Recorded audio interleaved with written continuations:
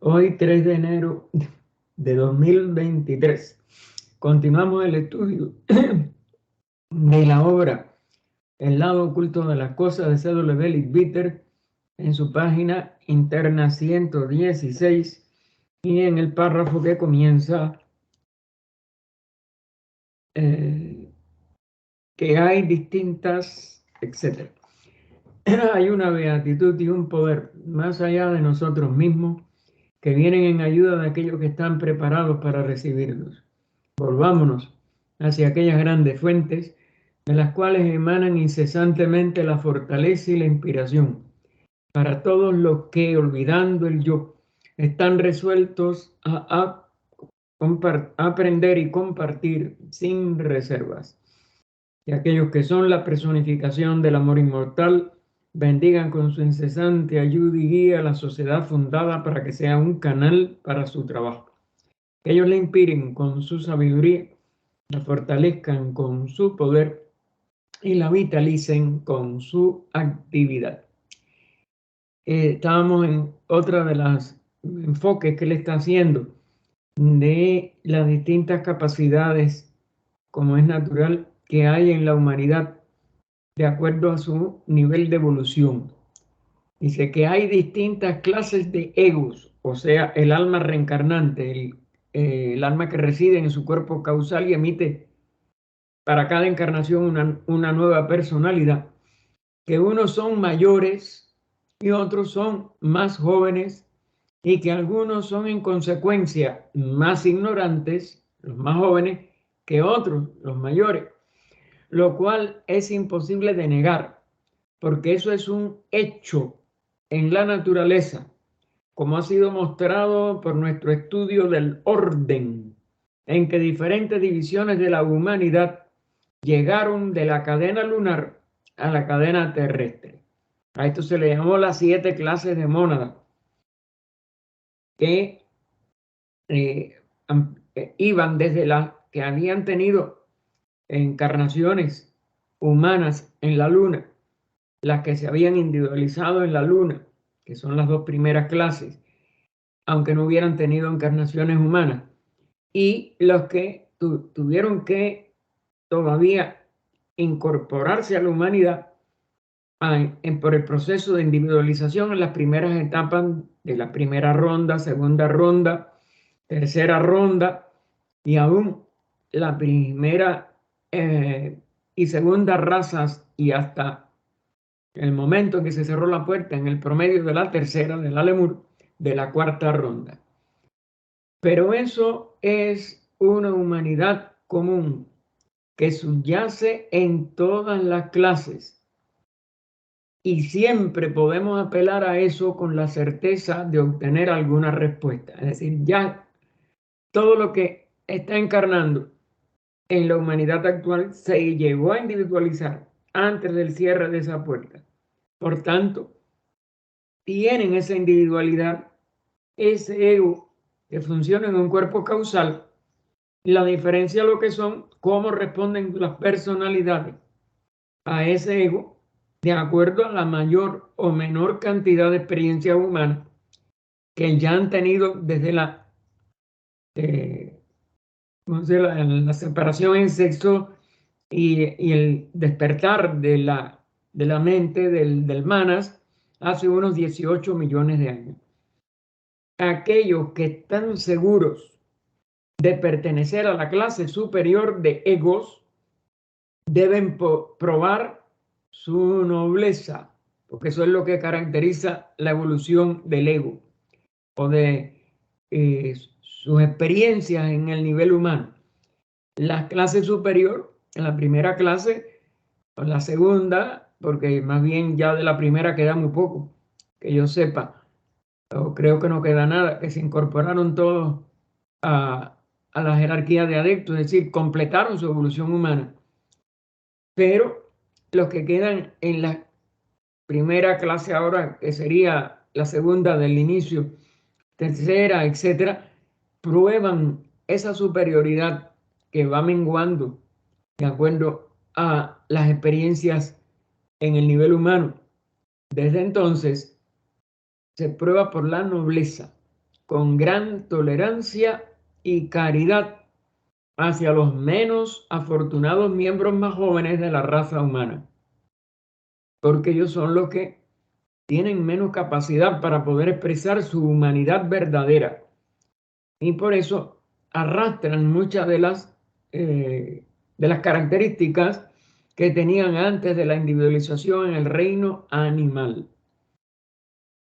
Nobleza obliga, es decir, la nobleza obliga. Y si son la nobleza, deben actuar en consecuencia. Es decir, la evolución del alma ya individualizada en la presente humanidad se distingue si ya es capaz de expresar nobleza siempre, o por lo menos preferentemente.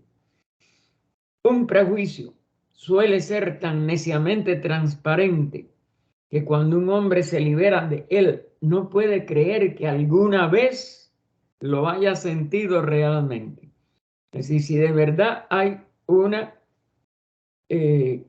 capacidad para expresar esa nobleza del alma, ya es muy difícil que esté arrastrado por los prejuicios, porque una de las cosas que inhabilita la expresión de la nobleza es el prejuicio, porque es una mente que entonces se siente separada, se orgullece de sí misma,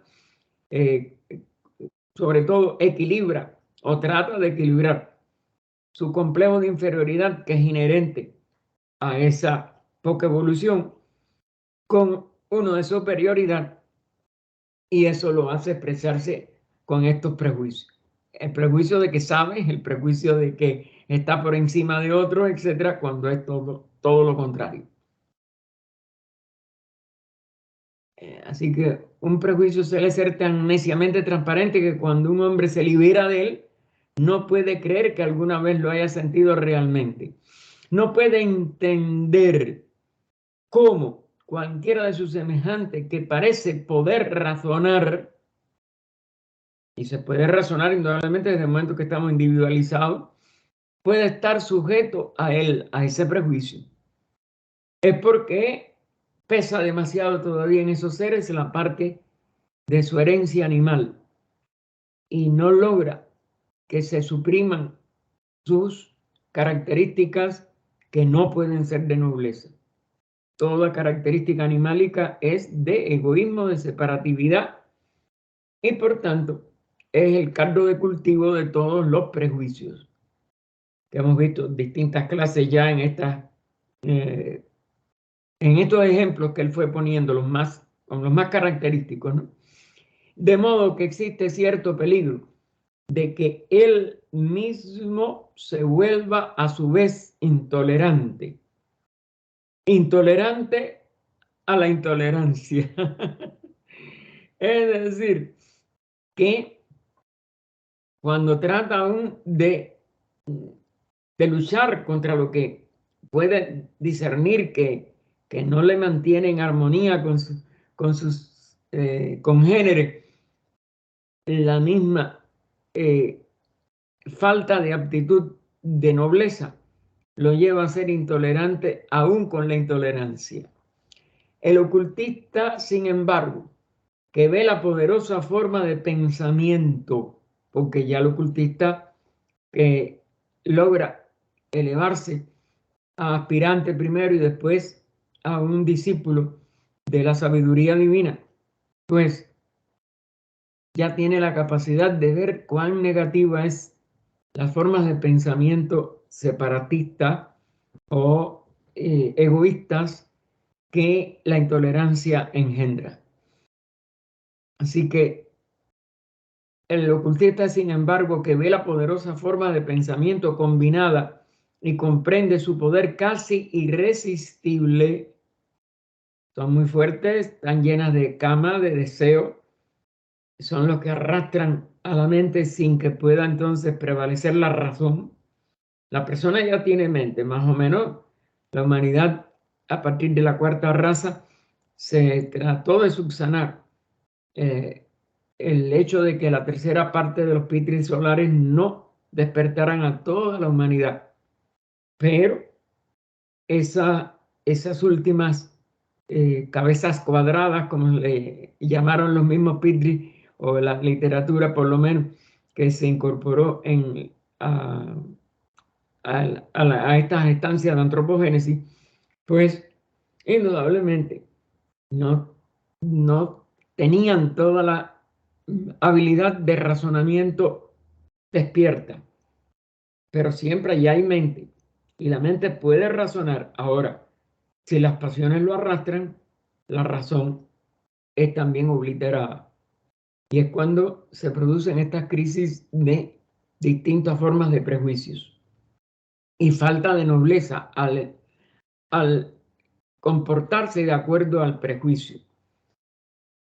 Así que el ocultista, sin embargo, que ve la poderosa forma de pensamiento combinada y comprende su poder casi irresistible e incluso toda la curiosa malicia de su acción, comprende muy bien la dificultad de resistirla. Para estos seres que no tienen una, comparativamente hablando con las primeras clases más superiores, una suficiente cantidad de encarnaciones humanas que le permitan ya estar por encima de todo lo que sea irrazonable, pues sabe que el Kama tiene una fuerza enorme, la fuerza de la voluntad, pero invertida todavía en las personalidades poco evolucionadas. La dificultad incluso de escapar lo suficiente de su insidiosa esclavitud. Es decir, aunque sienta la esclavitud de esa fuerza inferior y de ese arrastre hacia la animalidad y no hacia la racionalidad superior de su propio ego, de su propia sede e individual, pues es muy difícil para que la pueda resistir. Y eso es lo que arrastra a tantos seres humanos a los desastres que vemos constantemente a nuestro alrededor. Y ahora viene el subtítulo de la opinión pública. Afortunadamente, esta presión casi irresistible de la opinión pública no siempre es errónea. Aunque recuerden, como está formado por una suma de lo que predomina en la opinión de núcleos, puede ser también una opinión equivocada. Es decir, una opinión apasionada. Y donde quiera que haya apasionamiento, no está la nobleza garantizada. ¿Por qué? Porque el apasionamiento nubla siempre la razón. Y la opinión pública a veces con un manejo que no se percatan gran parte de los seres humanos que componen esa opinión pública, puede ser el instrumento también de fanatismos, de ausencia de racionalidad y sobre todo ausencia de bondad, de nobleza. Porque puede ser hasta una indignación que pueda darse que lo que prevalezca, ¿no?, en la opinión pública sea una indignación que pueda estar fundamentada hasta en algo injusto y en la búsqueda de justicia, pero a la vez que se apasiona, pues puede llegar, bueno, lo que él mismo también describió de lo que pasó cuando la gran Revolución Francesa, que en el enciclopedismo que le dio origen, en los propósitos de humanizar más aquella sociedad francesa, de eliminar todas aquellas injusticias de seres que se podrían en la Bastilla y en otras prisiones, todo eso degeneró en el terror y en mayor injusticia indirecta, a apasionarse y estar en luchas después unos contra otros dentro de la misma grupo, el grupo que promueve lo que se llamó la Revolución Francesa, y entre ellos hubo más mutuas, como diríamos, ejecuciones y derramamiento de sangre que el que hubo primero contra el antiguo régimen en sí mismo, porque generó un ciclo enfermizo de violencia por la violencia y sin ninguna verdadera solución a los problemas. Y bueno, dio origen entonces a las guerras napoleónicas, al imperio de Napoleón, etc. Todo eso fue un enredo y un karma de violencia para toda Europa después. Entonces, la opinión pública, claro, no va a ser infalible y sobre todo si se apasiona, pues puede caer en cosas tan erróneas como las que trata de solucionar. Porque la pasión nubla la razón. En ciertas direcciones no se basa en la ignorancia acumulada de la raza, sino en su conocimiento acumulado, en la experiencia de generaciones que nos han precedido. La opinión pública está indudablemente en el derecho cuando condena el asesinato o el robo, es decir, como un principio ético, como un principio de honradez y de legalidad, de seguir las leyes. Y los países en los que la opinión pública aún no ha avanzado tan lejos como para expresarse claramente sobre estos puntos, se admiten universalmente que está en la retaguardia de la civilización. Claro, porque entonces puede ser manejada por estas pasiones y estas limitaciones de razonamiento y por tanto se sesga o se desvía como una opinión que va a otro tipo de violencia que es tan injustificable como la violencia que trata de evitar o que trata de que se le aplique verdadera justicia. Todavía hay en el mundo comunidades en las que la ley y el orden apenas comienzan a existir y la violencia sigue siendo el factor decisivo en todas las disputas y por tanto no soluciona nada. Enreda el karma tanto de esa comunidad como de la nación entera o como la de una serie de naciones, y esas son todas las sucesivas violencias guerreras que vemos en el mundo hasta ahora y hasta en estos momentos. Pero esos países son universalmente reconocidos como lugares de habitación indeseables y rezagados en el progreso del mundo. Porque no se rigen por leyes nobles, por la nobleza de esas leyes y sobre todo por el amor, la compasión a los errores, etcétera, que debe regir toda verdadera civilización. Y sobre todo eso, que la nobleza sea irrenunciable para todos los que estén involucrados en cualquiera de estas expresiones de la búsqueda de algo más justo, más superior y sobre todo más avanzado evolutivamente.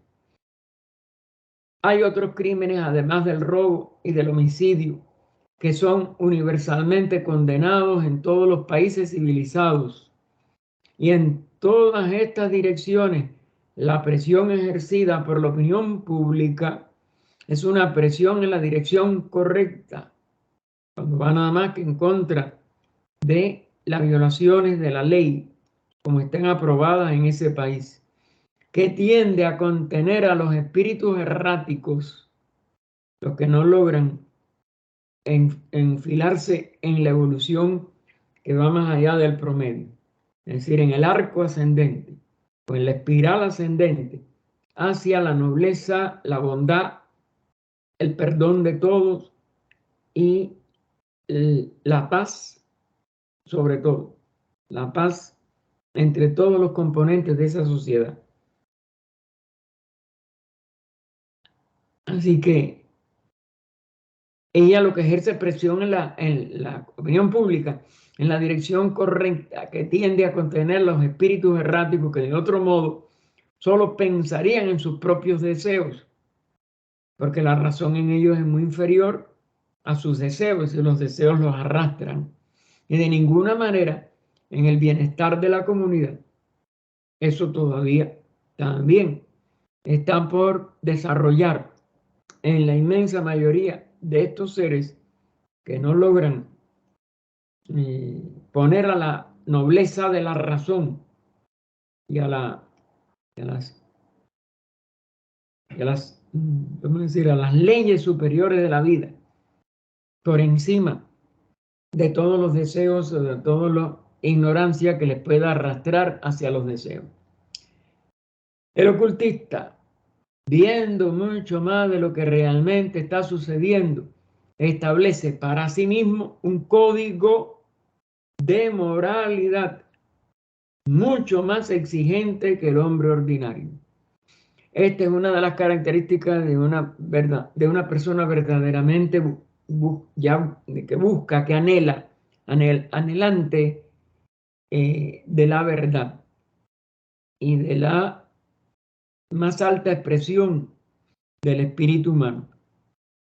Y es un código, que ya podríamos llamarle más bien un código de ética superior, no solo de la moralidad de acuerdo a las culturas, porque la ética se basa en leyes. La moralidad casi siempre es un reflejo de una cultura o de varias culturas que están en formación, y hay siempre también pues sus desviaciones de lo que es la ley natural, la ética natural, la ética de la nobleza total del ser hacia todos los seres, del comportamiento amoroso hacia todas las criaturas, etc.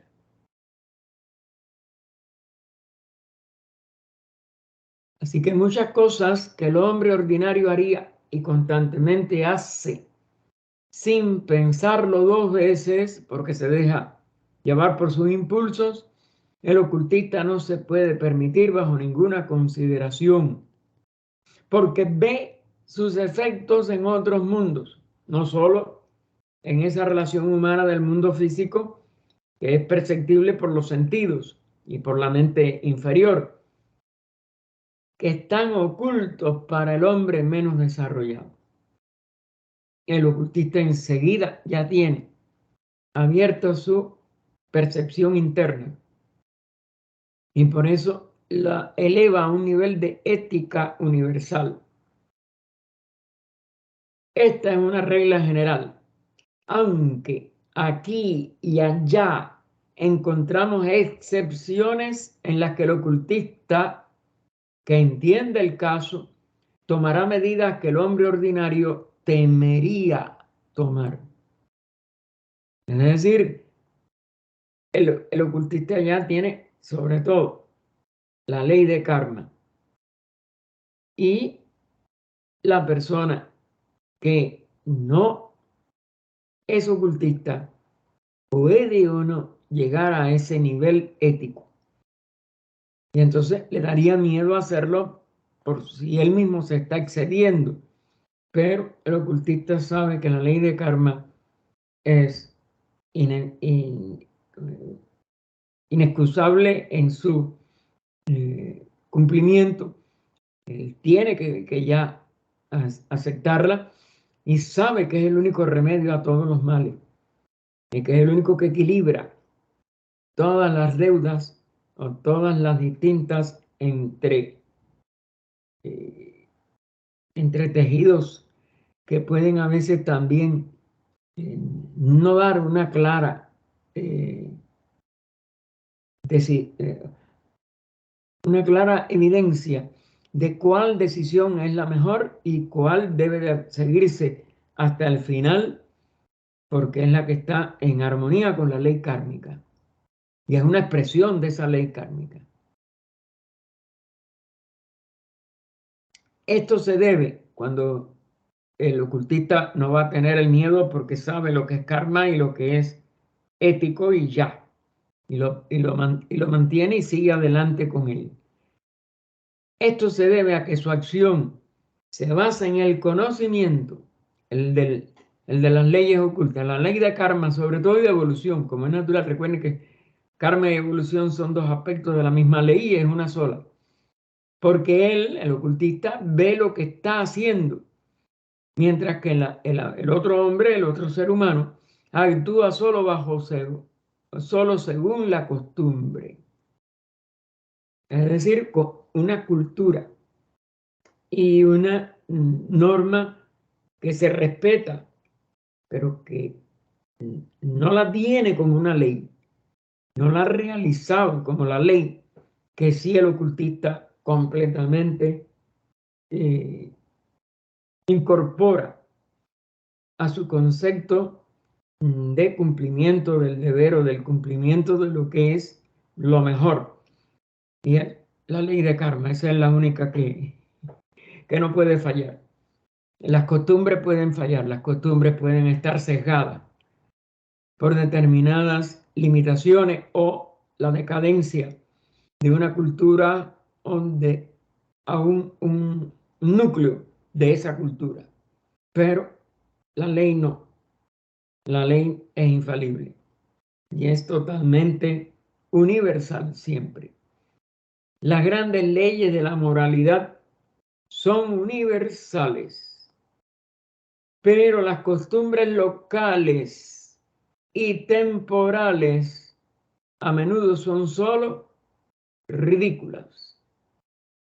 Es decir, es una tradición de algo que pudo tener valor en un grupito o en una específica circunstancia, pero que no obedecen a la ley. Y por tanto, aplicarla en un sentido universal puede ser inadecuado o puede estar totalmente fuera de la medida que se necesita en esas circunstancias.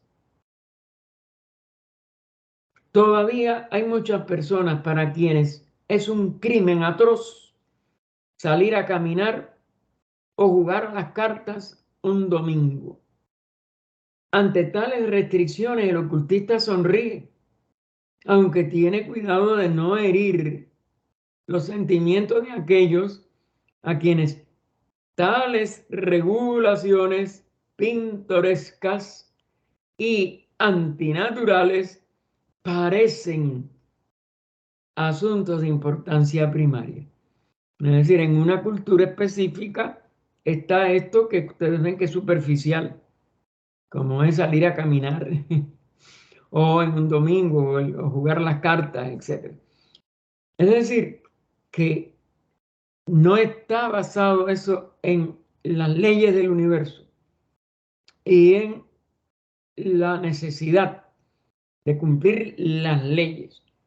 Es una costumbre de un lugar, de una comunidad específica o de una línea ya envejecida que ha perdido el sentido más profundo de alguna norma que tuvo, obviamente, seguramente, algún otro fundamento y lo aplican de una manera mecánica a una totalidad de circunstancias o al menos a determinados momentos o días, etcétera, y los demás son malos hacerlo.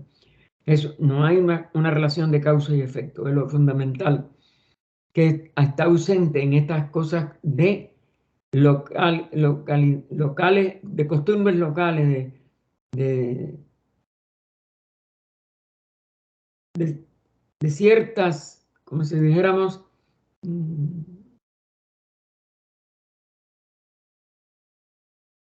variaciones de la vida que son superficiales y que no tienen por qué convertirse en un prejuicio de que es malo hacer esto, es malo hacer lo otro, porque no está en relación con la ley kármica.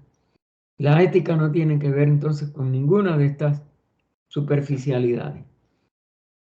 En muchos casos también el conocimiento superior obtenido por el estudio oculto le permite ver el significado real de las regulaciones que son malinterpretadas por otros.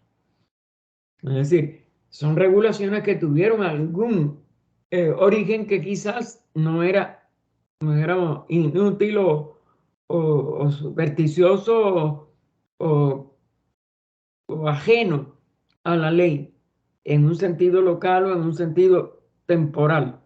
Pero al perderse su verdadero significado, pues se convierte en otro prejuicio más y en otra malinterpretación completa de la ética. Y eso no tiene que ver con la ética, tiene que ver con localismos que no se sabe muchas veces cuándo ni cómo surgieron en un determinado grupo humano.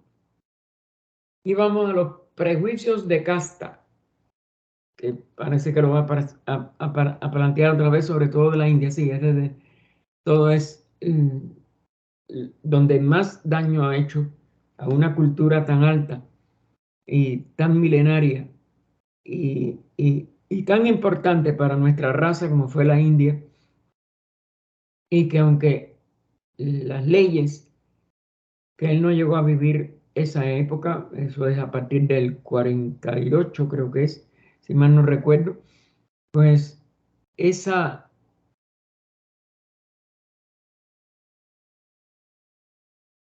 ese,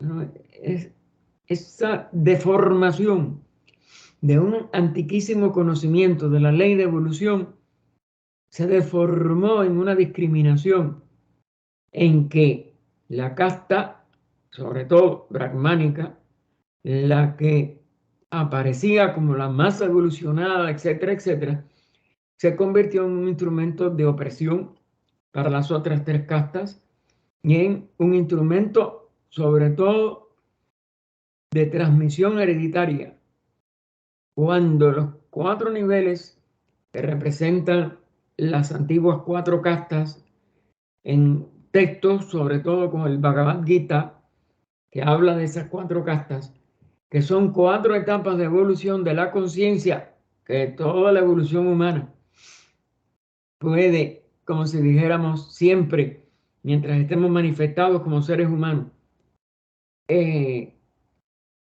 buscar su lugar apropiado, pero que ese lugar apropiado es de acuerdo a las características que exhiba la expresión de esa alma en este momento.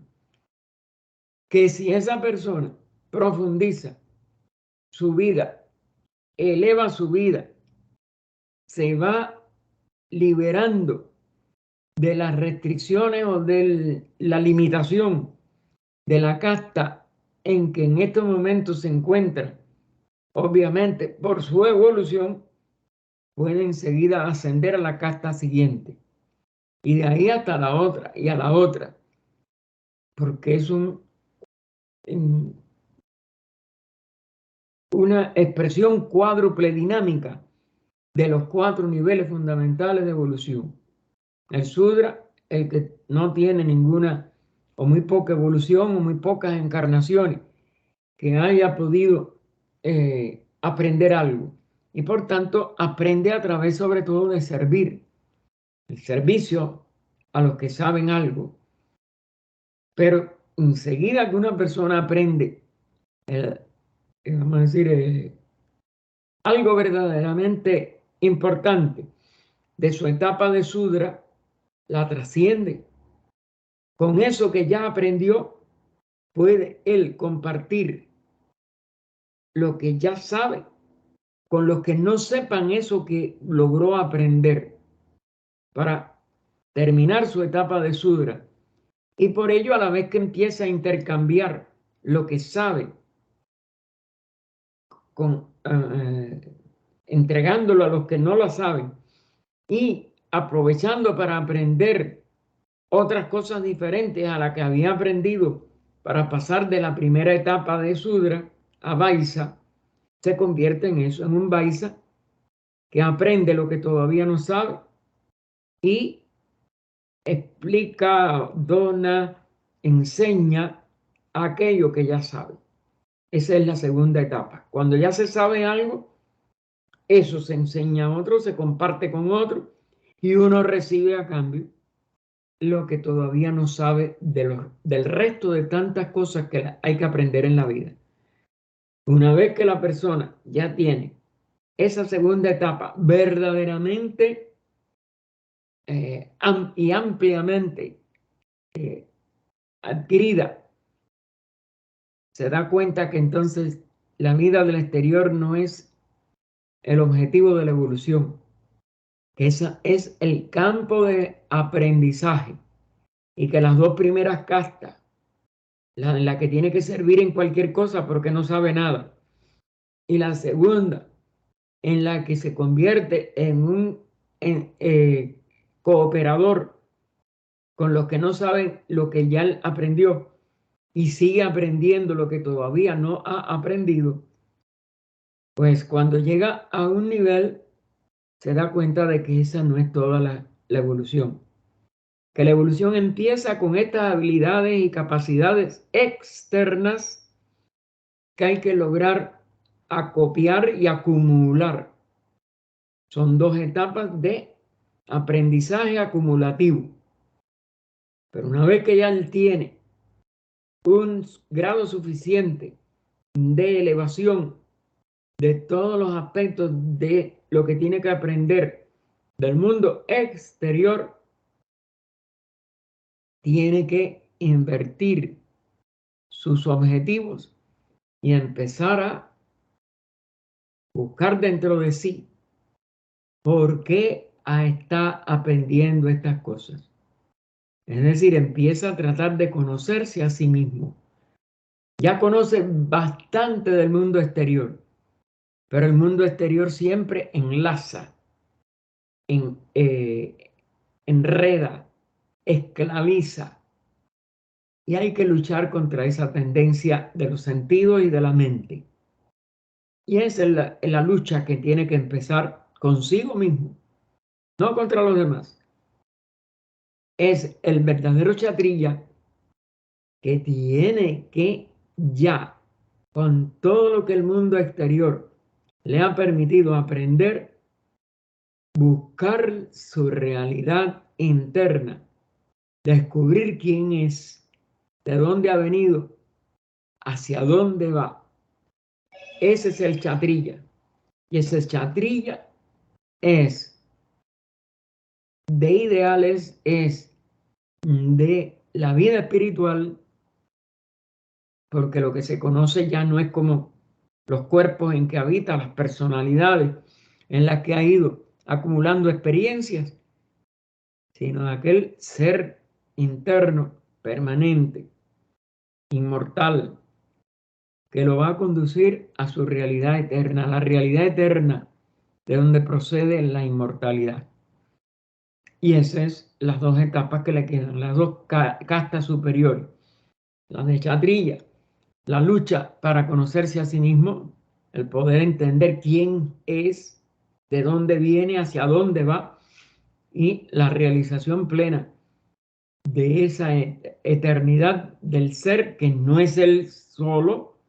Él no se conoce a sí mismo como un ser separado como ha creído que es, y el triunfo del chatrilla es el estado de plenitud de la vida total, que trasciende la vida individual y se convierte entonces en una jerarquía. O sea, la graduación de esa conciencia como lo más alto de la humanidad, que lo lleva al total de la vida íntegra del Purusa, libre de toda atadura a la materia, no solo ya libre del mundo de los sentidos y del mundo de la acción externa, que no es la real, sino que aprende su realidad interna y la realiza como un Brahman. Eso es la verdadera enseñanza de las 4 castas, en el sentido a la luz de la ley que llamamos no solo karma, aunque el karma funciona en todas las 4, indudablemente, porque es la expresión de la ley de evolución, de la ley de justicia, pero él la convierte en un dharma. Es decir, el karma lo lleva a no tener más ninguna atadura que las 3 castas indudablemente le han ido engendrando, y se libera totalmente en la cúspide del conocimiento de sí mismo, que él es el espíritu uno, no un espíritu individual, como hasta ahora él se había sentido, o hasta ahora él había buscando esa sensación que de dónde procede su personalidad, ¿sí? De un yo superior que es inmortal, etcétera. Pero ese yo inmortal, ¿qué cosa es? La realidad del todo, y no una vida separada. Y es por eso que estos son las 4 castas que el Manu de la India, o el Manu de toda la raza, porque la India fue el primer asentamiento de nuestra raza, que es Vairasvata, le entregó, como si dijéramos, a esta raza para que realizara esta síntesis de las 4 etapas de su evolución, porque es la primera raza que completa puede.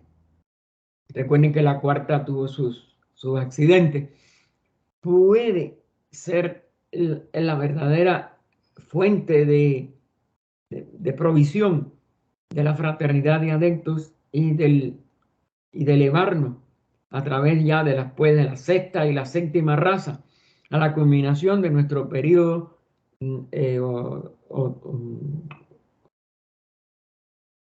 sí, mundial, se le llama del periodo mundial, o también del ciclo de necesidad de los 7 reinos, porque aquí se conjugan las dos cosas. El poder graduarnos como una jerarquía por encima de los 7 reinos del ciclo de necesidad, y a la vez ser coadyuvadores del Logos como una jerarquía de adeptos. Así que las 4 castas de la India, fueron establecidas hace unos 10.000 años por el Manu, a cargo de la nueva raza, de la 5ª raza raíz, cuando él llevó el tronco principal de esta raza desde Asia Central, que es donde nace la raza, en lo que es hoy el desierto de Gobi, que era un mar y que era la sede de la Isla Blanca, ese mar de la isla de donde surgen como un aspecto del continente imperecedero, todas las razas y todos los grandes impulsos de la evolución. Esto fue después de que las subrazas habían sido enviadas para hacer su trabajo de colonización, es decir, ya salieron también del marco no solo del Asia Central, sino aún de la India, y son las grandes migraciones que dieron la 2ª subraza, la 3ª, la 4ª y aún la 5ª, la actual, en predominio como civilización. Y el remanente de la población principal de su raza, de la raza del Manu, era muy pequeño en comparación con los millones de indostanos. Es decir, esta es una labor que hace siempre la avanzada de la raza, los que expresan la voluntad del Manu, del señor Bhagavata o del señor Maitreya, como se le llama en la parte religiosa de la India, o el Cristo, como se le llama en la parte religiosa de Occidente. Y eso está, como dijéramos, siempre es una pequeña élite de los más evolucionados que entonces impulsan la evolución de el grueso de nuestra raza raíz. ola tras ola de inmigración había invadido el país y se había mezclado libremente. ¿Ven? Eso no, una de las cosas que desdice que las razas son hereditarias y que nadie puede mezclarse y toda una serie de tonterías o de prejuicios que se fueron enraizando, pero ellos se mezclaron libremente con la raza gobernante entre sus habitantes anteriores, es decir, lo que podríamos llamar la raza atlántico-aria, es decir, los que venían de las civilizaciones todavía, como las de toda la misma India antigua, de Egipto, de eh, China, de Japón, de todo el Oriente en general, que fueron a través del quinto sentido cambiando de una civilización que había sido culturalmente de la cuarta raza raíz en subraza ya de la quinta raza raíz, la segunda, la tercera, la cuarta y aún la quinta ya en los últimos 2000 años o 3000 años, que es más o menos el promedio de una subraza de formación y de estabilización. Después puede durar de acuerdo a lo que, no, lo que sea útil y a lo que sea necesario para el resto de la humanidad que componga aquella expresión de subraza. Y entonces, bueno, cuando dice aquí él, se está refiriendo al Manuno, ola tras ola de inmigración habían invadido el país, se habían mezclado libremente con la raza gobernante entre sus habitantes anteriores. Los habitantes anteriores son la cuarta raza. Y él vio que a menos que se diera una orden definitiva del tipo ario que se había establecido con tantos problemas, correría gran riesgo de perderse por completo. Claro, porque todavía la mayor parte de los cuerpos humanos y de las culturas en que se habían formado pertenecían a las distintas etapas heredadas de la cuarta raza atlante que se hundió entre hace 1 millón de años y 12.000 y pico de años antes de Cristo, donde se hunde la última isla de Poseidón en el 9564 antes de Cristo. Por lo tanto, promulgó instrucciones de que se hiciera una cierta división de su pueblo y que los miembros de los tres grandes tipos que él apartó permanecieran donde estaban, que no se casasen con personas de otros grupos ni de razas sometidas. Es decir, para que no se diluyera todo este avance que representó las civilizaciones de la cuarta a la quinta, porque hay dos cosas, en la parte física, que ya tenían todos 5 sentidos, y la parte cultural o de sus razas anteriores que tenían que reverdecer, que tenían que refortalecer, es como un fortalecimiento, nuevas expresiones propias de la quinta raza y que no se quedaran absorbidas, sobre todo por estas formas culturales tan enormes y que abarcaban tantos millones de seres humanos como pasa con la antigua China y con la antigua Japón, etc. Esta fue la única restricción que se les impuso y es lo que da a muchas tradiciones judías y de otros pueblos que no quieren mezclarse con personas porque la pureza del cuerpo, la pureza de la raza, eso todo es nada más que una tergiversación de este esfuerzo que era más bien cultural. Sin embargo, esta regulación tan simple e inocua se ha expandido a un sistema de rigidez férrea, ¿ven? que en la actualidad interfiere a cada paso y en cada dirección en el progreso de la India como nación. Porque las 4 castas no pueden mezclarse, las 4 castas no pueden superarse y los sudras se quedan sudras aunque ya tengan o haya encarnado en ellos un alma que tenga la posibilidad de un gran avance hacia las razas, digo, hacia las castas de Vaisas, de Kshatriya y aún la brahmánica, que depende de la evolución de cada uno. Y esas son sus funciones para lo mejor de la humanidad. La orden de no unirse en matrimonio con personas de razas distintas se ha distorsionado en una orden para no tener confraternidad con los miembros de otra casta, no comer con ellos, no aceptar comida de ellos. Se dan cuenta que eso, sobre todo las más inferiores, son intocables por las superiores.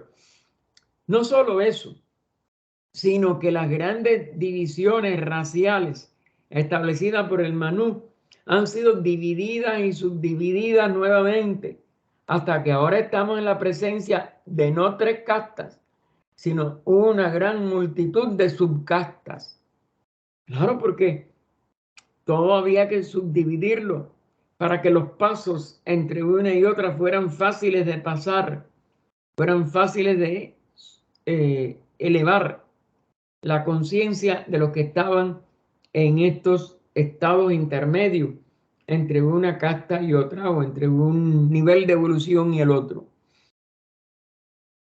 Todas mirando a otras como inferiores.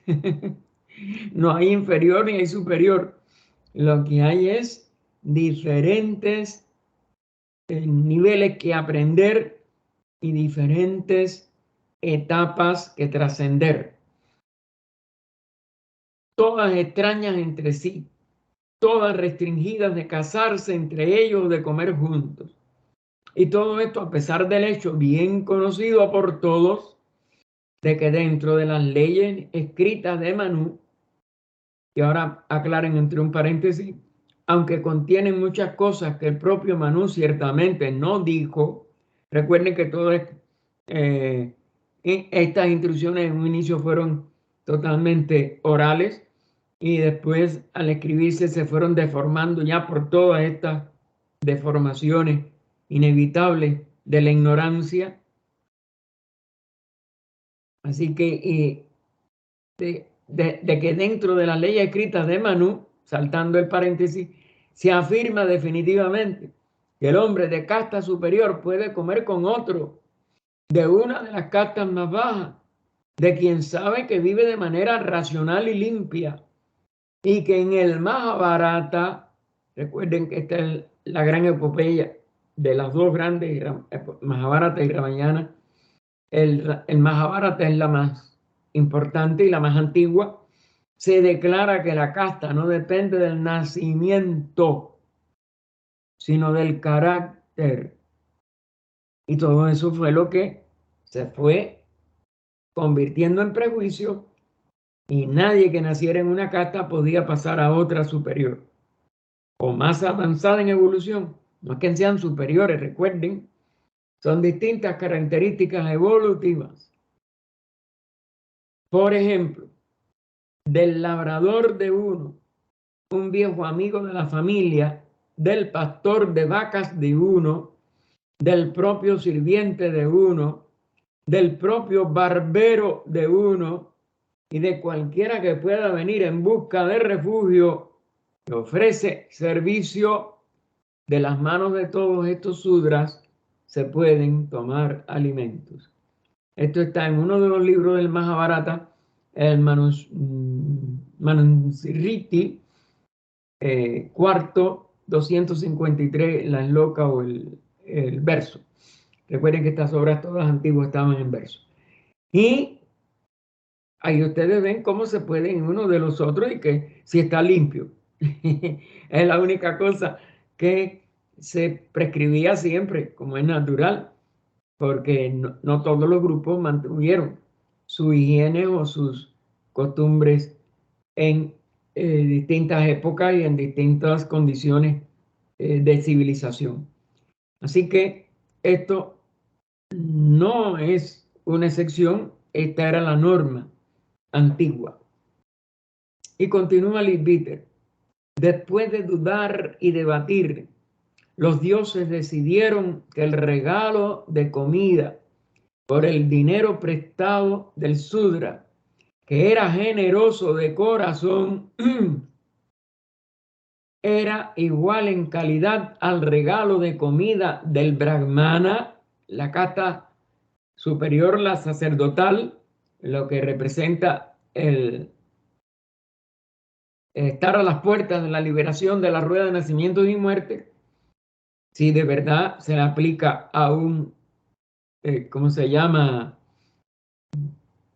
A un alma evolucionante, Kshatriya, que conocía todos los Vedas, pero era pequeño de corazón,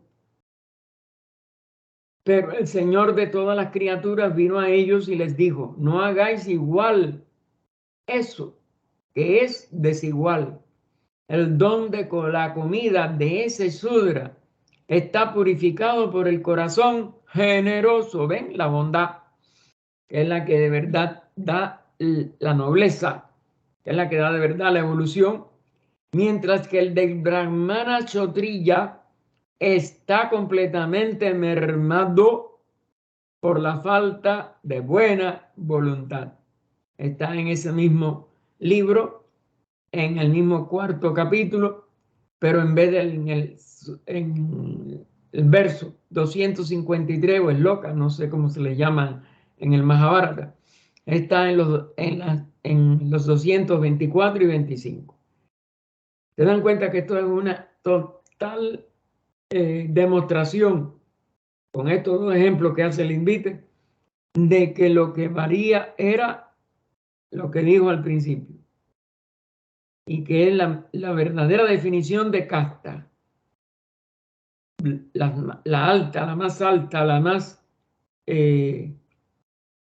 más elevada, es la de la nobleza, y no tiene que ver con el nacimiento. La nobleza que exprese esa alma en esa encarnación al menos. Y claro, no va a ser casualidad de que la exprese, porque es algo que ganó como alma individual desde encarnaciones anteriores. Entonces no importa en la que nazca ahora. Esos son karmas. Y no tiene que ver con las castas. Es decir, se hizo toda una melcocha de entrecruzamientos que no tenían importancia. Y se abandonó todo lo que tenía importancia. La nobleza, la verdadera entrega del ser a lo alto, a el servicio, al amor. Y eso es lo que da entonces la casta a la que asciende ese ser humano, aunque haya nacido Sudra. Si tiene nobleza, es desde el punto de vista evolutivo un Brahmana. Y es el que propicia que toda la humanidad pueda avanzar en cualquier encarnación si logra aprender y expresa y es capaz de deducir la nobleza superior. Eso lo convierte en Brahmano, no aunque haya nacido Sudra. Y eso, como es natural, hoy casi ningún estudioso, sobre todo, claro, los brahmanes no les conviene que esto se sepa y no lo tocan. Y el que estudie estos textos, pues no le dan la razón, etcétera, cuando está bien claro esto que está diciendo aquí. Y pone otro otro ejemplo, ¿no? Ni el nacimiento, ni los sacramentos, ni el estudio, ni la ascendencia pueden decidir si una persona es 2 veces nacida, que es lo que es un Brahman, y a cuál de los 3 tipos de las 2 veces nacidos. Es decir, no es solo, hay 3 tipos de estos brahmanes, o de esta casta superior, la brahmana, es la que es nacido, 2 veces nacido. Está representando las iniciaciones. Y hay varios tipos de los 2 veces nacidos, por lo menos 3. ¿Y a cuál de los 3 tipos de de los 2 veces nacidos? El carácter y la conducta solo pueden decidir. Es decir, carácter y conducta, no el nacimiento. Todo esto se suprimió de la India por hace ya varios miles de años, como él ya también explicó. Esto está también tomado del Mahabharata, pero de otro de los libros, Vanaparvan, el 313, el capítulo 313, y el, el verso Sloka, ¿no? Recuerden que yo no domino esta nomenclatura, el 108 de ese capítulo, de ese libro. Ya no es el Manusmriti que nosotros vimos anteriormente. Es decir, que posiblemente hay muchas más pruebas de toda esta enseñanza profunda de que las castas son de acuerdo a la función, de acuerdo a la nobleza, de acuerdo a si es 2 veces nacido o si es una expresión totalmente limitada de la espiritualidad, aunque haya nacido Brahman y aparezca como 2 veces nacido. Pero es en un sentido figurado, en un sentido de lo que después ellos se apropiaron como una propiedad total por nacimiento. Todo eso es falso en las antiguas escrituras, sobre todo la del Mahabharata, que es una de las más antiguas de la India.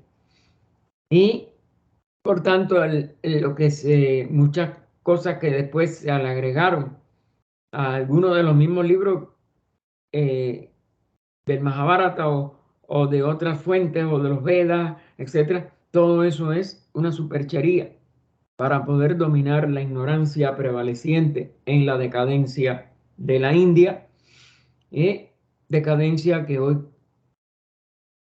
lamentablemente continúa, porque la verdadera espiritualidad no ha surgido de nuevo, aún después de la independencia de la India y después de la derogación de la ley de castas por la república que nació de la India. En la práctica, los sudras los tienen aplastados, es muy difícil para ellos vivir, los mantienen aislados y sobre todo porque todavía las 4 castas más o menos no hay tanto desprecio.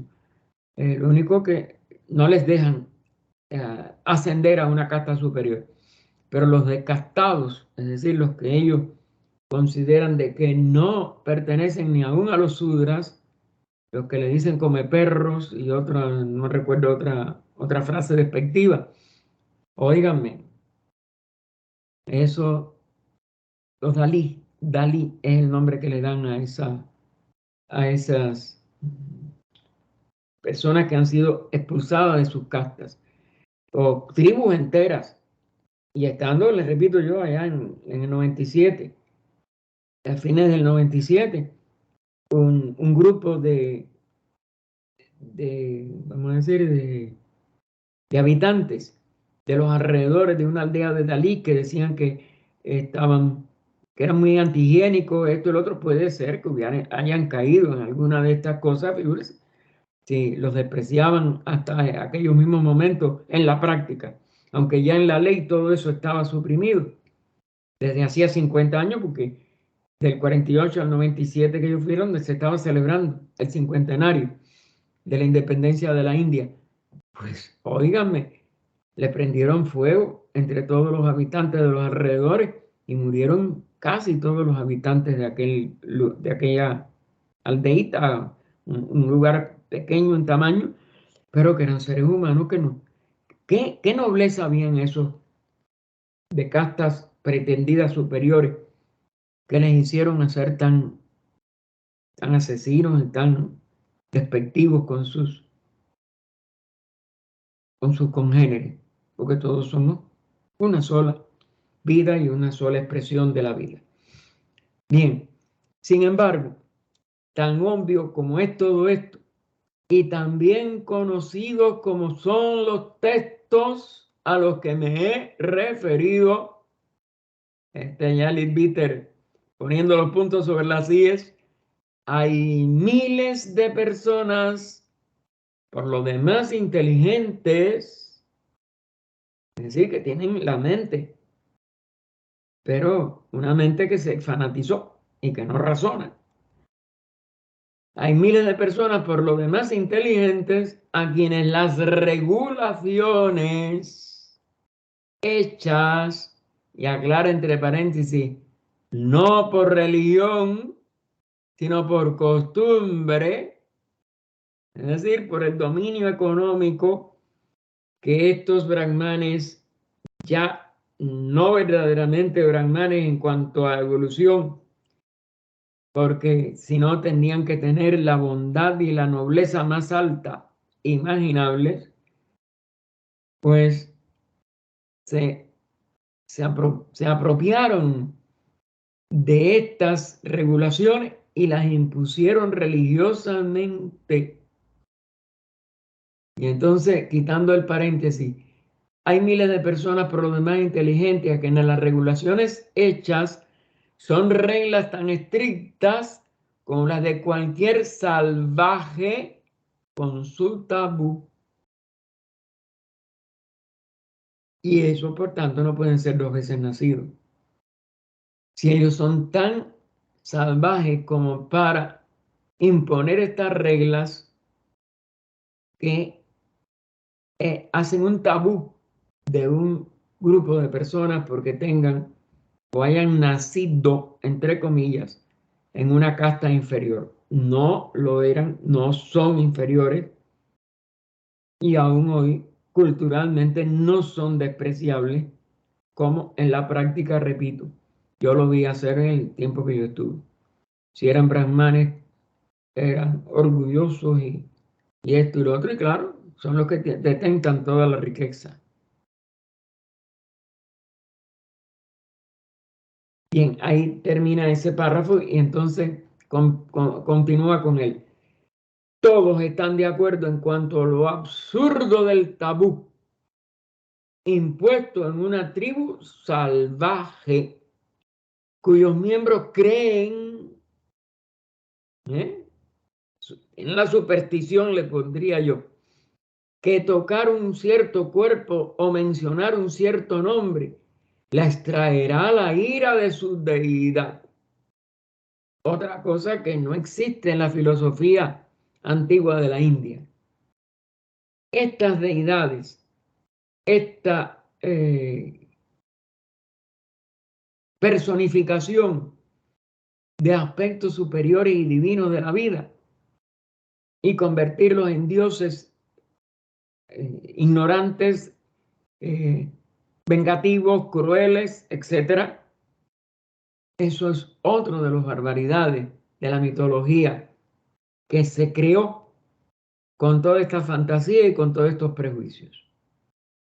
Así que todos están de acuerdo en cuanto al absurdo del tabú impuesto en una tribu salvaje, cuyos miembros creen que tocar un cierto cuerpo, mencionar un cierto nombre, les traerá la ira de su deidad.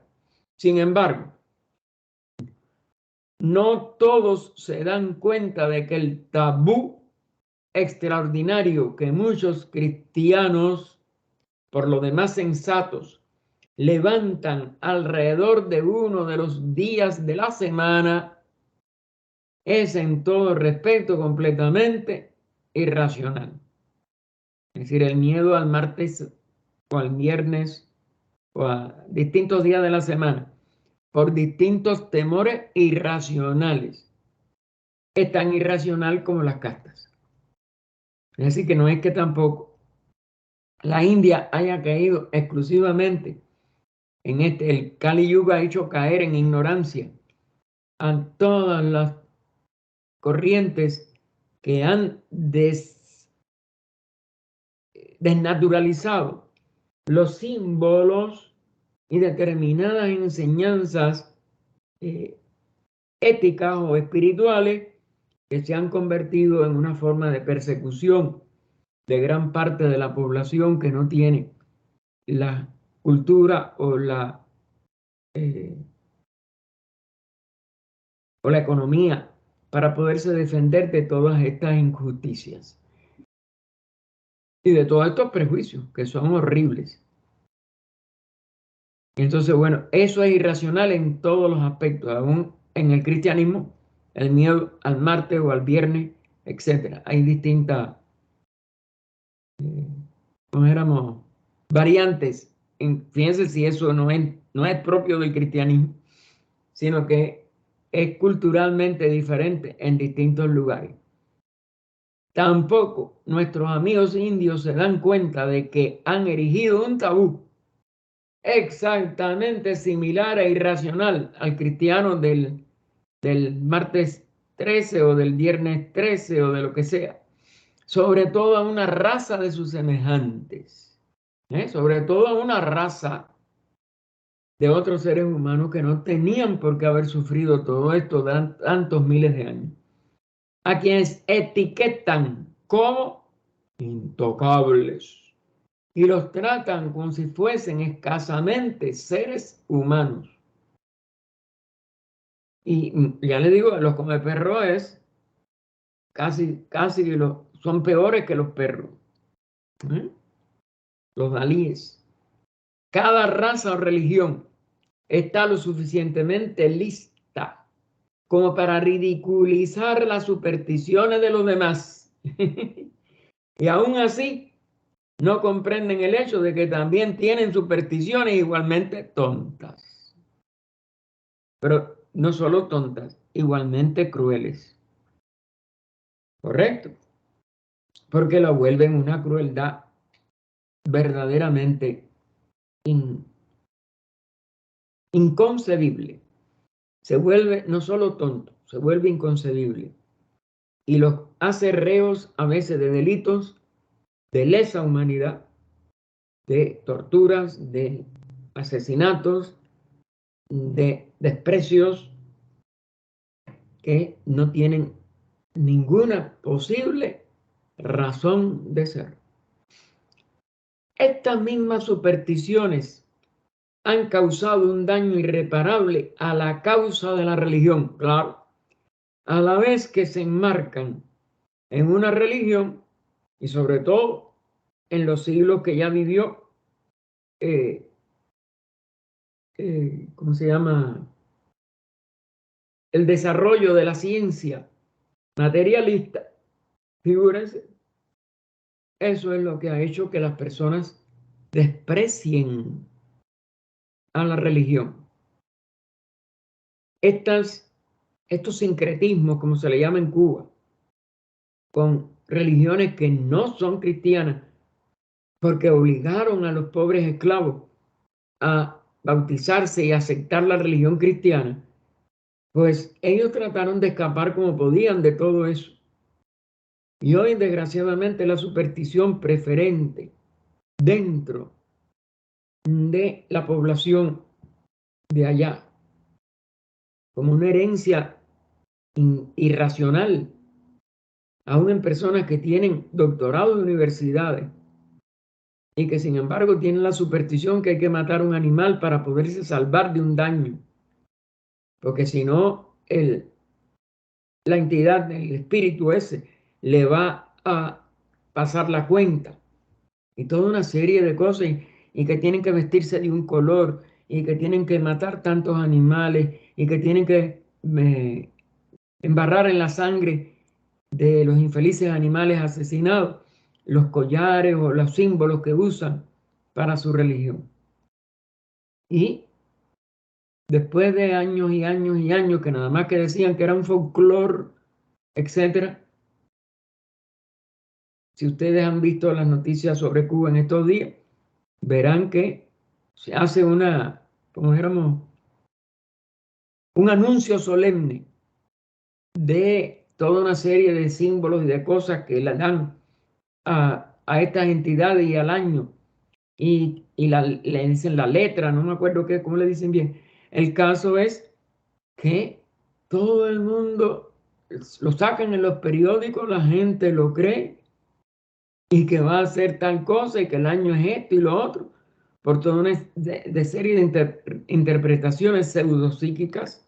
La mayoría de ellos no tienen ya ni psiquismo y ganan un dineral a través de toda esa, lo que se ha convertido en un negocio de un, vamos a decir, de un rendimiento económico en un país que tiene tan poca producción de alimentos y de cosas, que uno se queda todavía más asombrado. ¿Cómo pueden entregarle a esos grupos de seres humanos que explotan su fe todo lo que le pidan y todo lo que le cobren para poder tener acceso a todas estas barbaridades? Es tristísimo, eso es una de las cosas más tristes que podemos ver. No lo tenemos solo en Cuba, en Haití, en Luisiana, en Brasil y en toda una serie de países. Todo eso se ha ido extendiendo de una manera cada vez más ignorante, más fanática y más comercial. Sobre todo eso, es un comercio próspero y una prosperidad chocante contra las limitaciones que hay lamentablemente en el país. Así que todo eso nada más que eso, superstición. Y por eso bien nos dice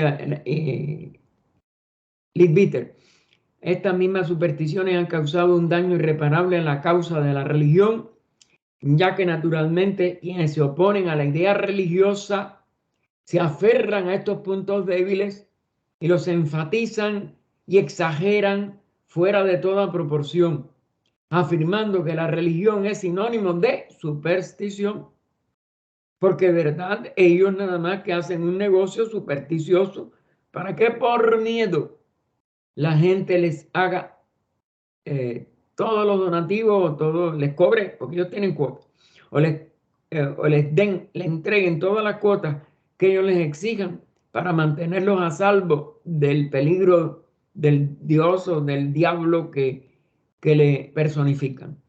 Mientras que la verdad es que hay un gran cuerpo de verdad que es común a todas las religiones, pero en su pureza, no convertidas en negocio del diezmo o de lo que le cobran para poderle dar las letras para el año, etcétera, etcétera. Que está totalmente libre de supersticiones, el verdadero cuerpo de la fundación de estos movimientos de instrucción a la humanidad del mismo Bodhisattva, del mismo Cristo, y de la mayor valor para el mundo, como lo demuestra claramente la señora Besant en el libro Texto Universal de Religión y Moral, que yo creo que esto no se ha vuelto a imprimir.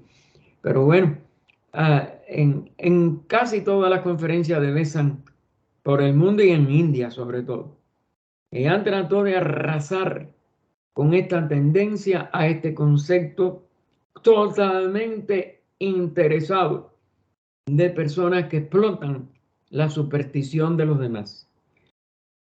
este cuerpo de enseñanza es la parte importante de cada religión. Es decir, lo que el fundador le dio a la humanidad en la época en que esta rama de la religión universal, porque hay una sola religión, una sola cosa que religa, en el momento de su fundación, que tenían todo y las explicaciones en misterio, en niveles esotéricos, que todo eso es lo que se perdió, tanto en el cristianismo como en esta religión, como en cualquier otra, que sea un instrumento hoy de superstición y explotación, vuelvo a insistir. Ninguna es gratis para los que están sujetos a esa superstición. A todos se les exige un pago. Y si los profesores de todas estas religiones pudieran ser inducidos a reconocer eso, y no diremos abandonar sus supersticiones privadas, porque si ellos las tienen también privadas, allá ellos, pero qué raro de que las tengan para su vida privada y para la vida pública, nada más que son buenos negociantes. Ahí hay muchas cosas muy dudosas, hermano. Así que, y no diremos abandonar sus supersticiones religiosas deben ser privadas, perdón, es que me confundo de renglón. Y no diremos abandonar sus supersticiones privadas, sino al menos reconocerlas como no vinculantes, es decir, no tienen vínculo para ningún otro, sino para ellos mismos. No habría ninguna dificultad para llegar a un acuerdo perfecto. Pero claro, ¿quién renuncia a ese negocio? Ninguno de esos avalados, ninguno de esos, también tienen otro nombre.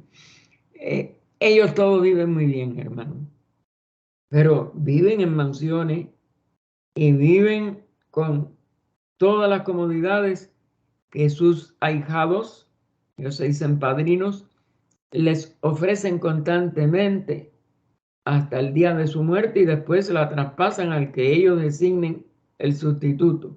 Es decir, que la explotación no termina nunca. Se transmite de uno hacia otros. Cada persona tiene un derecho inalienable para creer lo que él elija, por estúpido que pueda parecerle a los demás. Pero bajo ninguna circunstancia tiene ningún derecho posible para empeñarse a forzar su delirio particular sobre esos otros y sobre todo con un interés económico, o para perseguirlo de alguna manera por negarse a aceptarlo, como hacen que les tiran lo que llaman la gente brujería en la casa o en la esquina de la casa. Ustedes no se pueden imaginar la cantidad de podredumbre a que dan lugar todas estas peleas y persecuciones para los que no aceptan una determinada posición económica del que les impone su superstición como necesaria que ellos se libren pagando lo que se les exige. Y eso es constante, constante, constante. O sea, aparte de que a un médico que en Cuba se dio cuenta de que había algún tipo, sí, de efecto negativo cuando hacían lo que ellos llaman un cambio de cabeza. Se le inhabilitó el título, etcétera, etcétera, porque como tienen tanto poder y tienen tanto respaldo detrás de ellos, pues el problema fue el del médico, que se dio cuenta de que sí, y lo que cobran por un cambio de cabeza es una fortuna. Me parece que tienen algunos de ellos todavía alguna recurso de apelar a fuerzas negativas o por lo menos el médico vio una serie de coincidencias muy raras en una sala de hospital donde él estaba y donde estaban haciendo esas ofertas. de cambio de cabeza. Pero, hermano, Sí, pero eso es legítima magia negra. sí, correcto. Por eso es lo que les digo. Queda un resto de magia negra en todo ese negocio. Y otra cosa, el cambio de cabeza si lo hacen. Parece que eso fue lo que le hicieron. Bueno, esa es la leyenda y eso me lo contó a mí una cubana que me dijo que a este, ¿cómo se llama? El que era antes de Maduro, Chávez, cuando fue el que a curarse de cáncer le hicieron un cambio de cabeza con Castro. Bueno, pero ahí no dio resultado, el pobre hombre se murió. Bueno, el hombre, pero es que en eso era para que viviera más Castro y el otro se muriera. Ese es el cambio de cabeza, hermano. Según me lo explicó No, esa cubana. eso sí no lo creo. No, Bueno, sí. hermano, yo solo cuento la anécdota, solo le cuento la anécdota nomás. No, por eso, pero eso sí es una bola. Eso sí no está, eso sí es completamente aparte. Lo que te estoy hablando es una persona que la gravedad del primero que vivió más fue mucho antes y se curó y todo sin que éste hubiera llegado ni al poder. Porque hay que conocer la verdadera historia. Después que haya una serie de tergiversaciones por el fanatismo que han engendrado estas cosas, yo te lo acepto. Pero que eso fuera posible, no. Ok, hermano. Okay. Porque él no visitó a Cuba cuando eso. Él no estaba ni en el poder. Eso es muy posterior. Yo sí viví en Cuba hasta el 2011 y sé todas las cosas que pasaron. Esto que te digo es una sala de hospital de la ciudad donde yo viví. Hermano, yo lo que cuento es que sí hacen esa magia negra entre dos personas. Correcto. Pero ya después que se diga de este y de esta figura y de esta otra, hay que tener mucho cuidado. Bueno, sí, a mí me lo contó. Yo estoy diciendo. Y eso es totalmente irracional y no tiene relación con lo que pasó. Disculpe, hermano. Gracias. No, yo tengo que eso porque no podemos tampoco dar nombre y esto y lo otro. Yo los nombres estos ni les voy a decir a ustedes nada, pero yo sí conozco los casos.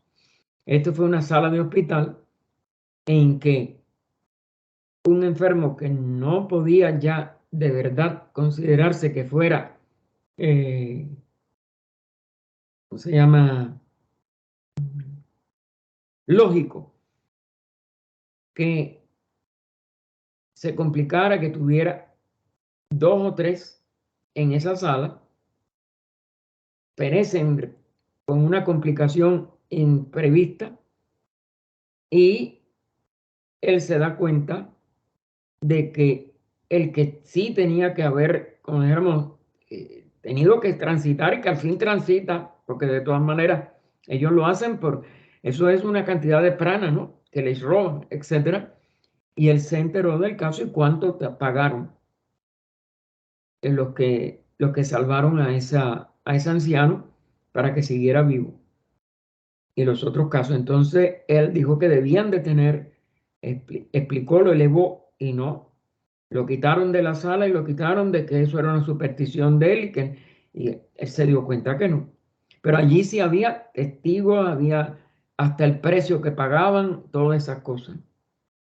Y si alargaban la vida por meses o quizás hasta un año de una persona, mientras 2 o 3 que no había ninguna, pero tenían que estar en una cama muy cerca, como es natural.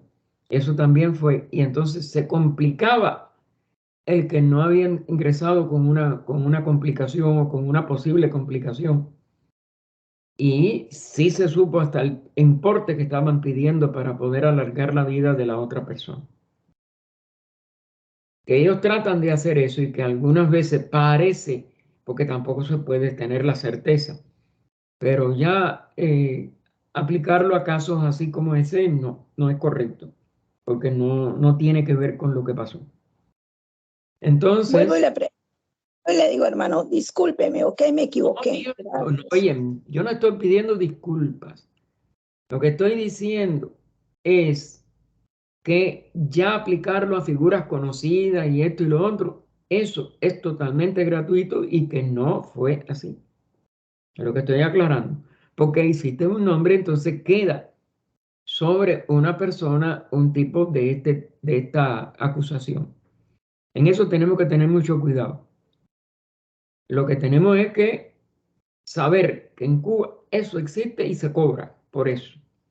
Que dé o no Sí, resulta es una sospecha aprendí la de ese lección, hermano. médico por un caso y una sala muy específica y un caso que, como es Sí. natural, comprobó que era cierto que cobraban esa cantidad de dinero. Y eso, vaya, sobre todo porque es, si dijéramos, eh, muy cruel que se esté ofreciendo eso casi que a voz en cuello por aquel grupo de seres humanos que quería de todas maneras tener vivo a un familiar. Y eso es una cosa que no debe de permitirse, porque eso se comprobó hasta cierto punto. Sí, hermano. Padre, Dime, Aprendí la lección, déjame hermano.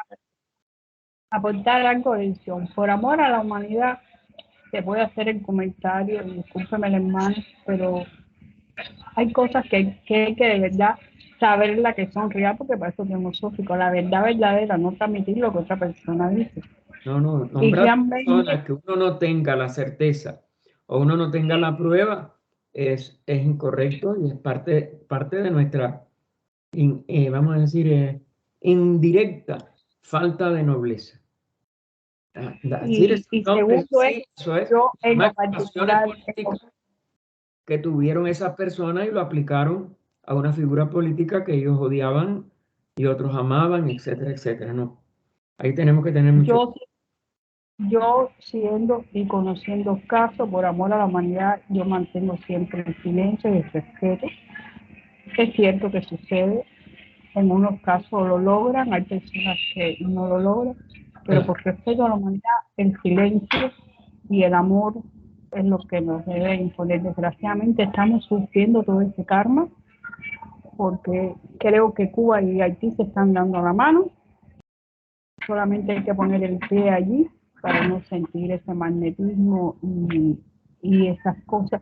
Y no yo como diosas, a personas que no son diosas, para que se pasan 1 año, 2 años sin ir y me dicen, me pasó esto y esto, y yo digo, no soy yo sola y están en la realidad. Entonces, Se ve en las calles, Hermano, ahí disculpe. los animales Mire, tirados en las esquinas. mire, le estoy pidiendo perdón a todos los hermanos. Óyeme, no, aquí es donde tú te equivocas. No, espérate, hermano, por favor. ¿Me puede perdonarme y voy a decir algo? Yo no sabía que no debía decirlo, fue un comentario. Espere un momentito, hermano. Y como dice la hermana, por amor a la humanidad y todo, es mejor uno quedarse callado. Yo cometí un error y aprendí la Lo único lección. que yo te señalé, Entonces por eso, hermano, sí, aprendí la lección. Entonces yo les agradezco no, pero no al tienes que hermano pedir Gaspar y a perdón. todos eso. Gracias. No, sí, hay que pedir disculpas. Cuando uno se equivoca, hermano. Gracias. Es que le estamos hablando en abstracto. Una cosa que sufrimos todos los que hemos nacido allí y vamos allá, o íbamos, porque ya hay 3 años que no puedo ir. Y entonces, eh, cada vez que tú vas, te agobian, porque eso es lo que también nos cae dentro de la Iglesia Católica Liberal con un verdadero balcón horrible y de personas, por favor, si me cierran el micrófono, y de personas que van allí a hacer una misa y esto y lo otro, pero quieren hacerlo con tal condición y el problema que ya sabemos también. Quieren utilizar el rituales cristianos como el nuestro. Yo me acuerdo de uno que trabajaba en la misma empresa que yo trabajaba cuando yo estaba en Cienfuegos. Y entonces un día me dice, necesito tal cosa. Y mira, mi hijo, nosotros nada más que damos misa porque no daban el nombre de una persona con su apellido, sino de un sobrenombre de algunas cosas que yo sé, como es natural, que es lo que, como dijéramos, ascriben a esas entidades. Dijo, no, esa es la iglesia de nosotros porque ustedes son liberales, porque, mira, mijo, para hacer el bien, pero no para pedir una cosa que no es el bien de una persona. Si es tu familiar, yo te doy la misa, pero a una entidad que tú creas en ella, yo te respeto, pero yo no la puedo dar. Aquel hombre me decía, pero horrores, pero me mantuve. Entonces, eso es lo que ha engendrado que algunas personas de las últimas que yo le di oportunidad estén creando un negocio y tratando de usar el nombre nuestro. Esto es muy doloroso, caballero, pero yo no voy a decir nombre. Ahora, si yo te digo ahora un nombre, yo sería tan innoble como la persona acusada, si es que de verdad lo es, porque yo tampoco tengo la certeza. Todo eso es así. Y la misma Idane se quedó asombrada. Ella no podía caminar por las calles. Yo iba a pie de donde yo vivía hasta la iglesia. Pero es que en todas las esquinas hay algo. El mal olor, la podredumbre de lo que tiran en las esquinas, la falta de higiene. Pero eso hay que decirlo así, en general, lo que nos duele a los que hemos nacido allí y vemos lo que está pasando. Pero ya específicamente acusar, no, a nadie. Nosotros ni tenemos la certeza ni podemos tener.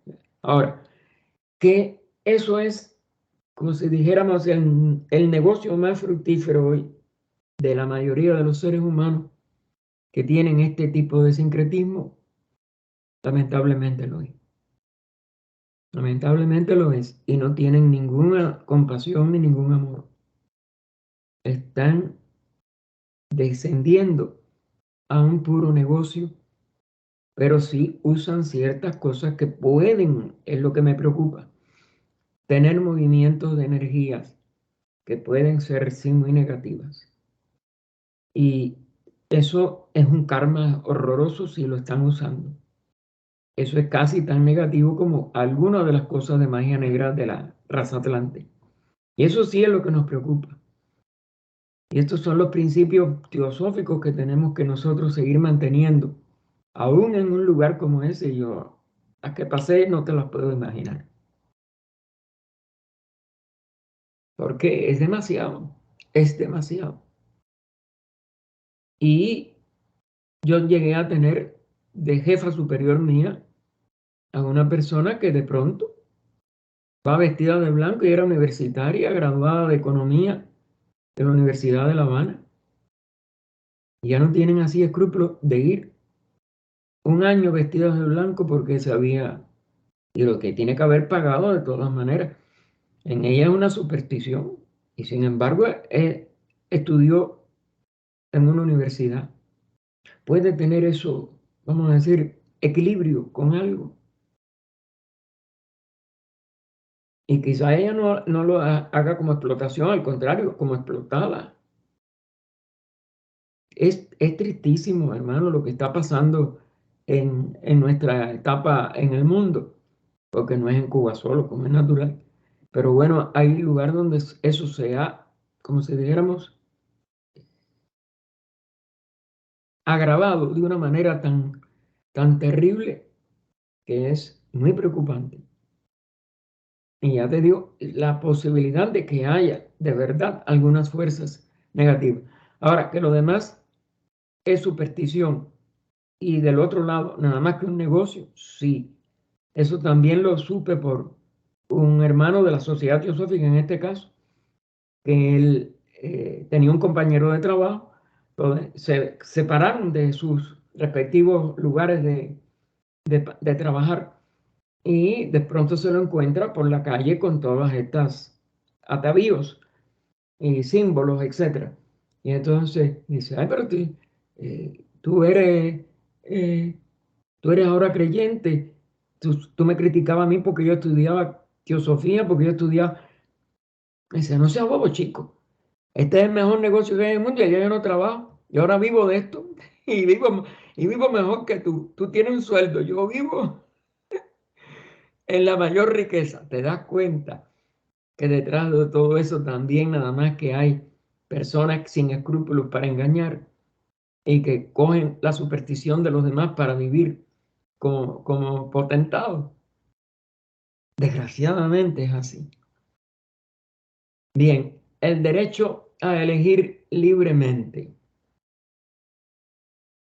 Por lo tanto, se convierte en deber de todo estudiante de ocultismo examinar cuidadosamente las creencias religiosas de su país, eso es lo que estaba tratando, y de su época, a fin de que pueda decidir por sí mismo qué de eso se basa en la razón y qué es meramente una acumulación supersticiosa.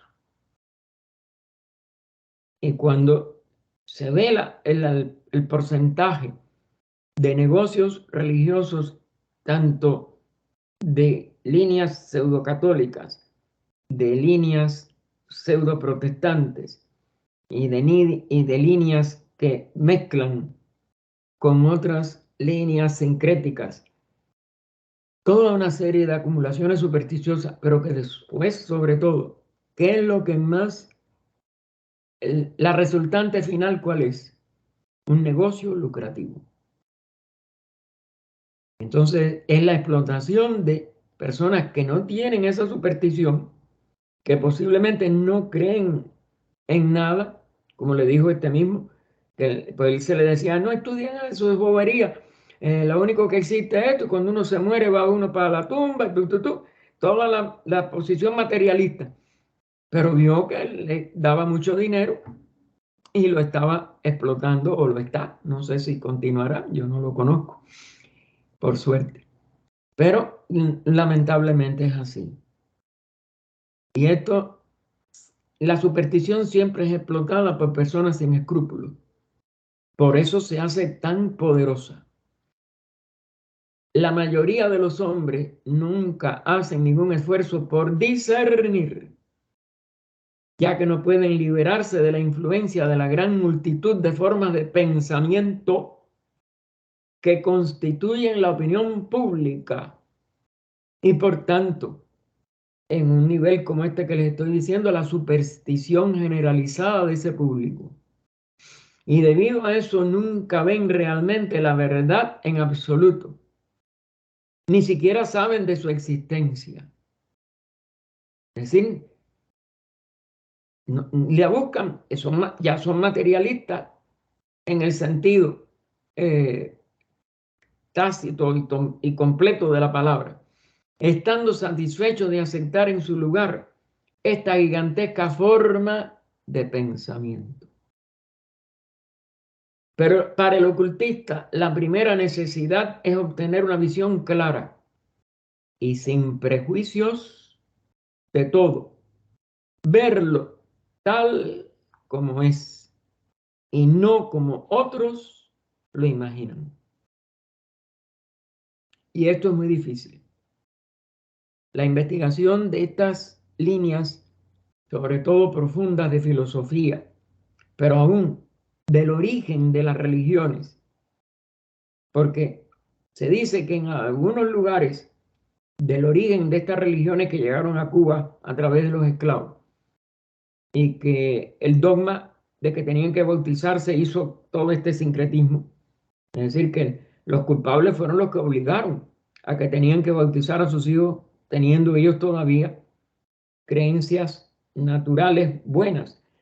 Muchos de ellos todavía no en su origen, en su nivel de origen antiguo, no han degenerado en matanzas de animales ni ninguna de estas brujerías, sino que son todavía líneas puras de el color blanco, por ejemplo, que significa pureza, todos los símbolos originales de cualquier religión.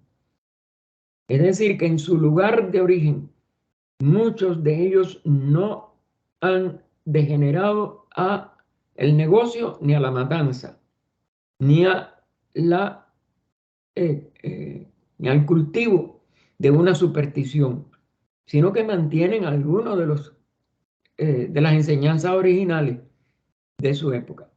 Qué difícil, dada la antigüedad de ella, correcto, ¿no? Es difícil que no tengan ninguna desviación, pero que tienen todavía quizás muchas de las enseñanzas originales puras. Tenemos que indudablemente reconocerlo.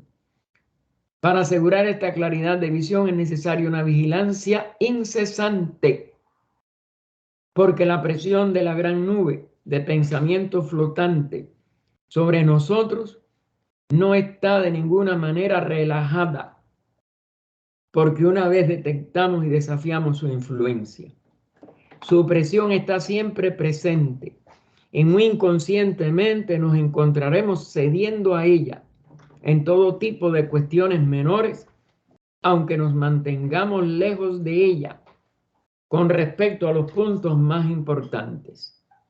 Nacimos bajo su presión, así como nacimos bajo la presión de la atmósfera, y estamos tan inconscientes de la una como de la otra, como nunca hemos visto nada, excepto a través de su medio distorsionado. Encontramos una gran dificultad para aprender a ver claramente e incluso a reconocer la verdad cuando finalmente nos encontramos cara a cara con ella.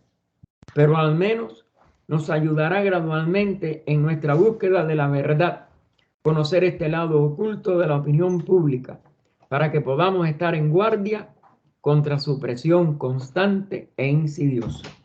Vamos a dejarlo aquí. Yo tengo la logia hoy, la primera reunión de la logia del año. Yo me voy a ir a la logia. Sigan ustedes con la invocación de cierre, por favor, y las oraciones se las dejo por si acaso a alguien le hace falta. Bueno, pero no la van a poder seguir hasta abajo. Por favor, Gaspar, diga la página. Ay, verdad, no lo vi. La cerré. Bueno, está bien. No, lo vemos, es el final del título. Bueno, la tienen Ernesto, dala, mijito. 121. Ok. Página 121. Al Ok. final. Bueno, los dejo porque me voy a la logia. Y aquí miren ustedes. Ay, qué bueno. Dejen Gracias. entonces aquí, yo dejo la máquina encendida para que no se vaya a caer, ¿saben? Y no se preocupen, ella después se cierra, cae en... Ok. Bueno. Hacemos invocación de cierre. Sí, hágale usted. Hazla. Vale, no, la invocación de cierre. Tú esto aquí. Invocación de cierre. Agradecemos a la venerada maestra de sabiduría y compasión su participación y cooperación en esta sesión. Que durante las próximas semanas mantengamos nuestros pensamientos unidos en este trabajo que realizamos en beneficio de la humanidad. Oh vida oculta que vibras en cada átomo, oh luz oculta que brillas en cada criatura, oh amor oculto que todo lo abarcas en la unidad, que cada ser que se sienta uno contigo sepa que por lo tanto es también uno con todo lo demás. Paz, paz, paz a todos los seres. Niña, ¿usted puede hacer la oración de sanación? Sí. Venga, arriba. La tiene, si no yo la hago. Ya. Sagrada de vida, fuente de todo ser, observador y sostenedor de todos los mundos, te ofrecemos nuestras almas para servirte como cálices espirituales dentro de los cuales tu vida sanadora pueda fluir.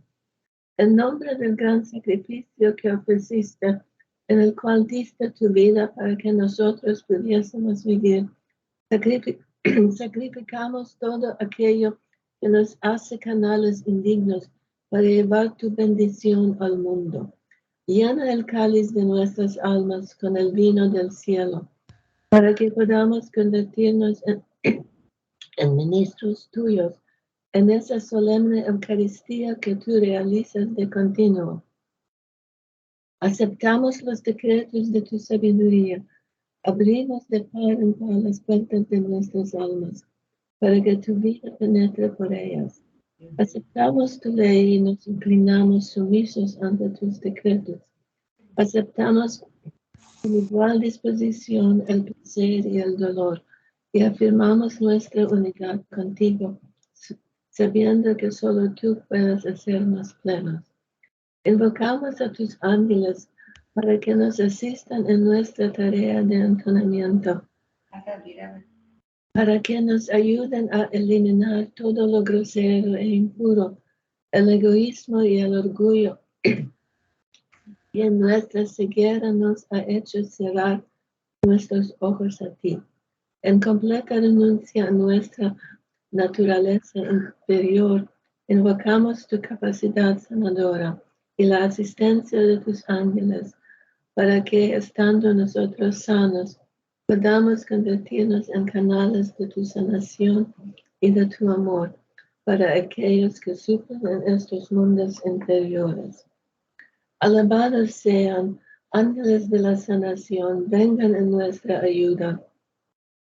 Derraman su grandioso poder sobre estas personas que sufren.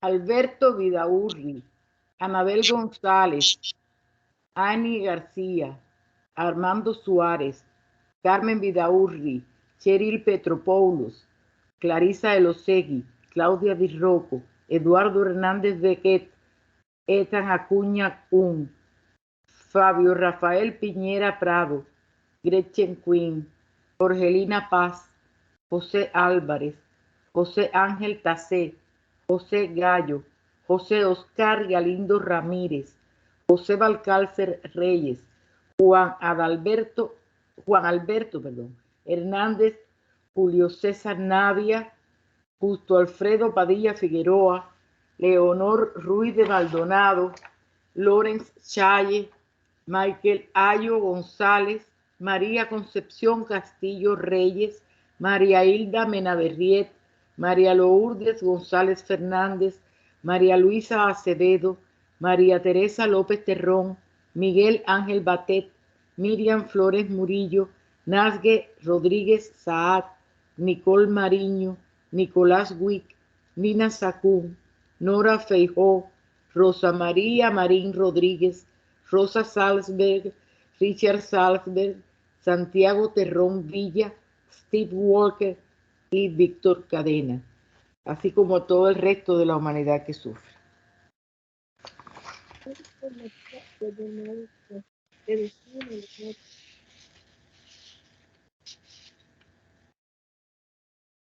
Liberen su energía divina para que estos cuerpos sean fortalecidos, purificados y armonizados. Despierten los poderes que duermen en sus almas para que puedan beber el vino de la curación del cual están sedientos. Libérenles del dolor, alivien sus sentidos torturados y restauren el flujo de sus propias energías vitales. Que estas personas sean purificadas, armonizadas, aliviadas y revitalizadas, para que por medio de su asistencia y según la voluntad divina, su salud pueda ser restaurada. Oración por la paz. Llévame de la muerte a la vida, de la falsedad a la verdad. Llévame de la desesperación a la esperanza, del miedo a la confianza. Llévame del odio al amor, de la guerra a la paz. Que la paz llene nuestros corazones, nuestro mundo, nuestro universo. Condúceme de lo irreal a lo real, de las tinieblas a la luz, de la muerte a la inmortalidad. Paz, paz, paz a todos los seres. Así terminamos el estudio de la noche de hoy, martes 3 de enero del 2023, y continuaremos estudiando el lado oculto de las cosas de Leadbeater el próximo jueves en el marco del grupo de estudio Príncipe Rákóczi, y continuaremos en la página 121 al final. Buenas noches.